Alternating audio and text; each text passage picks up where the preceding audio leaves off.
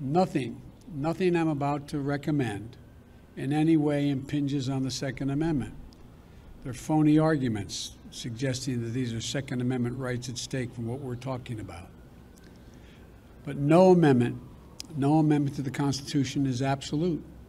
You can't yell fire in a crowded movie theater. We call it freedom of speech. From the very beginning, you couldn't own any weapon you wanted to own. From the very beginning the Second Amendment existed, certain people weren't allowed to have weapons.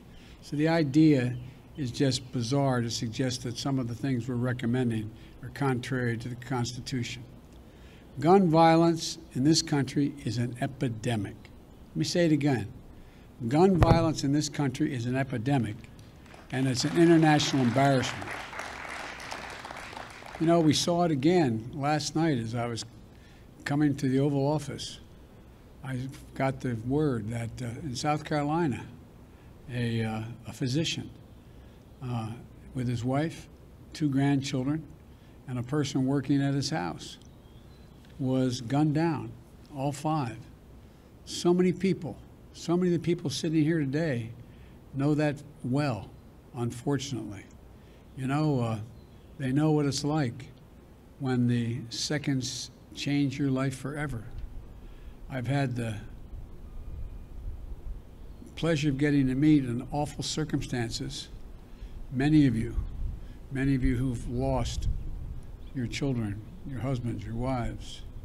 You know, they know what it's like to bury a piece of their soul deep in the earth. We understand that. Mark and Jackie, I want to tell you, it's always good to see you, but not under these circumstances. I want to say before I introduce the rest of the folks is, you know, what a lot of people have not been through, what they've been through, don't understand. It takes a lot of courage to come to an event like this. They're absolutely determined to make change. But Mark and Jackie, whose son Daniel was a first grader in Sandy Hook Elementary School, or Daniel loves sports, loves outdoor sports, getting muddy. I see my friend, Fred Gutenberg.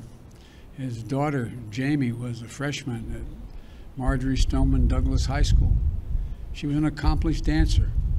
I see Brandon Wolf, who was the shooting at the Pulse Club nightclub. He survived, but his 2 best friends died.